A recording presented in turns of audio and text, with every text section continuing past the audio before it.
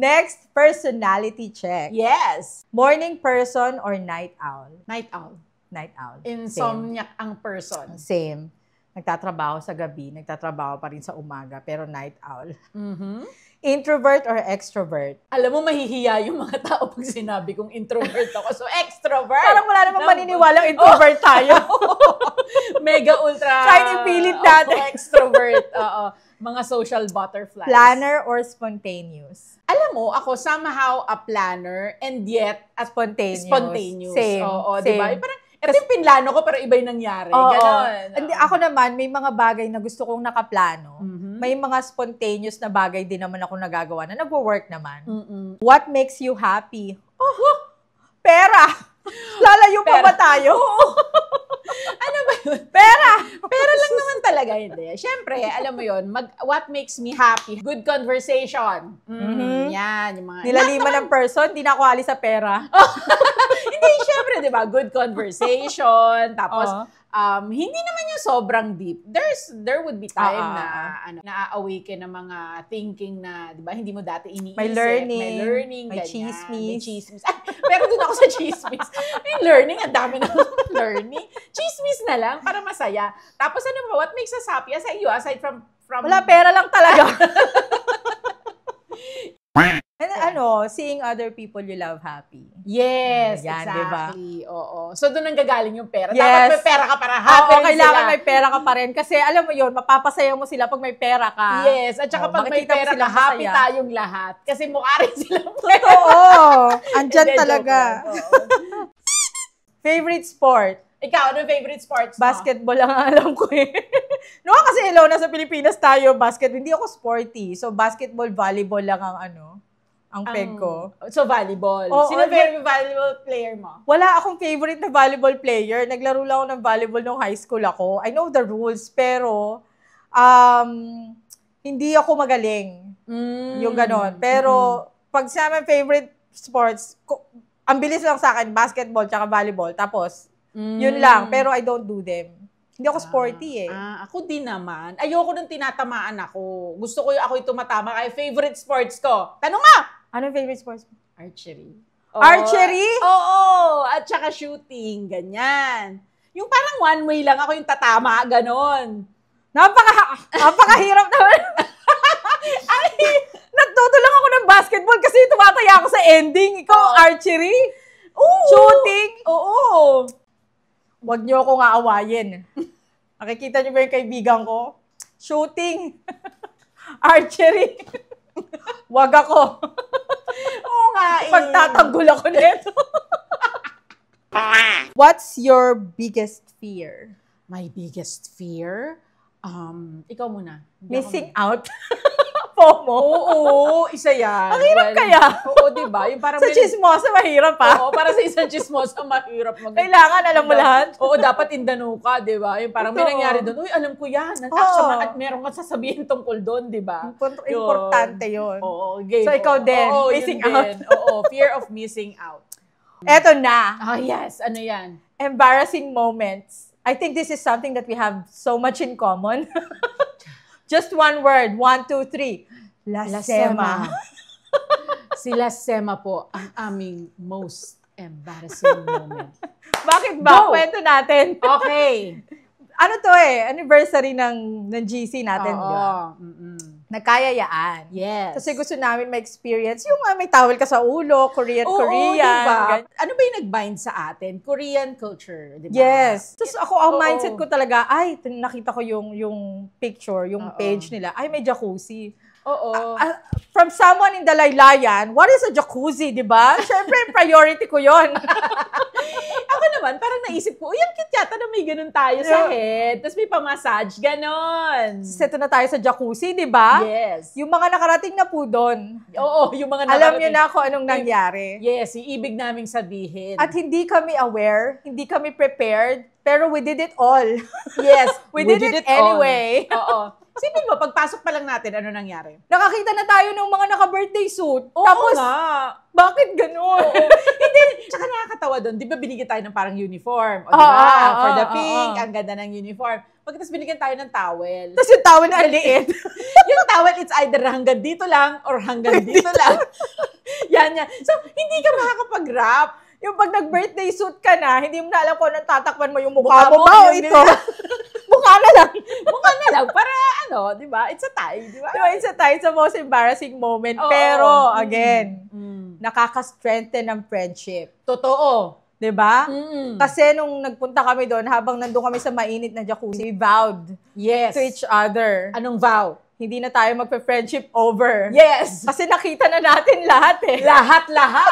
So, wala na pong naitatago sa akin ang taong to at wala rin akong matatago sa taong to. Yan. Pag nagkautangan kami, sigurado magbabayad po kaming lahat. Yes. Walang traiduran. Oo. Ano yan?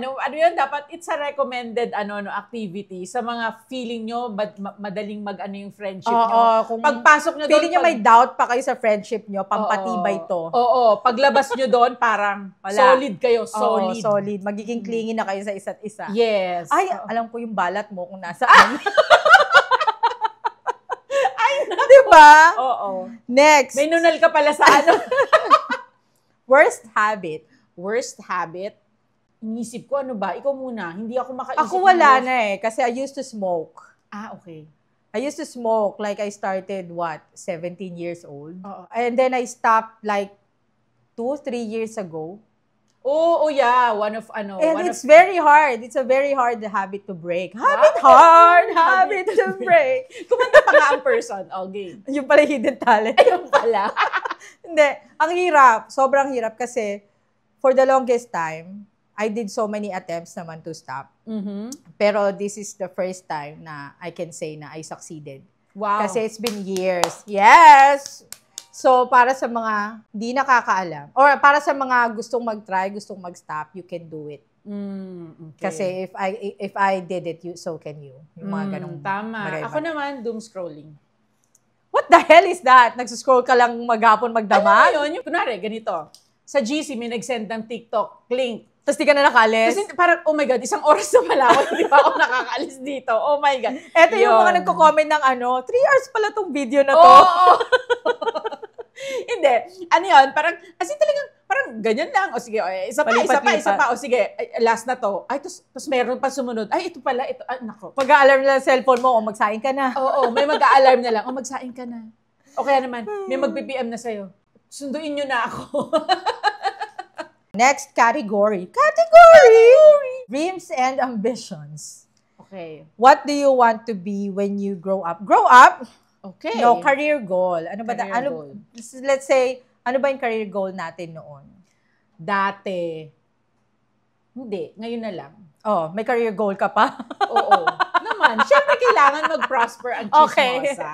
Ayan. Yan yung number 1 ngayon. Kailangan maging successful. Gusto ko yan. Oo, ikaw? Ako noon kasi gusto ko maging teacher.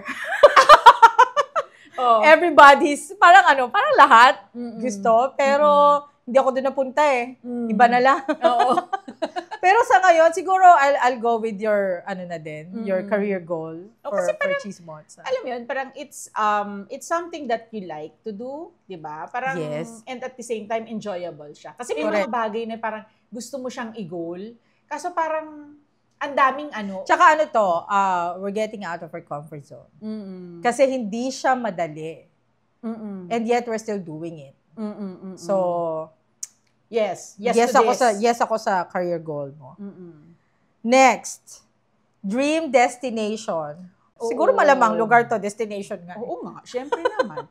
Maganda siguro yung dream destination, a trip na kasama yung mga kaibigan together, tapos tagal mo na ako kinukulit eh. Oo, yung kunwari kahit South Korea, 'di ba? South Korea with Marivix. Yan gusto ko yan. Ako din. Diba? South Korea. 'Di ba? Ang saya noon. Sabi ko dati, South Korea is my Mecca. Wow.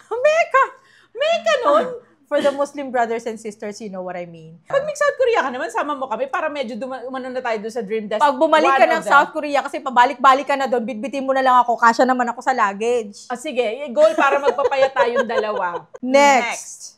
Pag nanalo ka sa loto, what's the first thing you'd buy? I buy you, your friends, and this club. Yun ang una kong gagawin. Hindi. nanalo ako sa loto, unang-una, hindi nyo malalaman nanalo ako sa loto. Pag nanalo ako sa loto, ano? Magpapatayo ako ng sarili kong construction business. Naging contractor. O hindi, alam ng mga tao to. Matulungin akong tao. Charot! No. At syempre mag-ano tayo, mag-charity tayo. Oo. Hindi nga, kaya mag-serve tayo sa community kasi hindi naman yun binigay sa atin for us only. Oo. It's one thing on your bucket list. Bucket list? Ako ano ba din? Hindi ko na naman ma-check. Siargao, tsaka Ano? Yung nasa north? Batanes. Oo. Bakit naman? Kasi nakabook na ako ng Bohol nga for next year. Syempre, di ba? In the future. So susunod na. Kasi ang goal kasi parang, ang kaya lang is twice a year. So nabook ko na yung dalawa for next year. And it's not Batanes, it's not Siargao. So, pila na lang ulit. So, ayun. Ikaw? Ako, bucket list. Gusto kong magkaroon ng RV. Yung sasakyan na. Artista van. Dali, sasakay tayo sa artista van. Next, what is your motto in life? Always look at the glass half full. Okay. For the positivity itong mga girls and boys, di ba? Laging half full. Huwag half empty. Ako, ikaw. The golden rule. What is the do golden unto rule? others what you want others to do unto you. Yes. For the community and humanity and world peace. World peace? Next, what is your most prized possession? Siguro, sa material na lang, ha? Malamang, possession ka eh. Possession. Yung laptop ko, kasi nandun yung trabaho ko eh. Tamo everywhere I go, dala ko. Okay. Ako naman, siguro, yung laptop ko rin. Kasi hindi pa diba? bayad eh.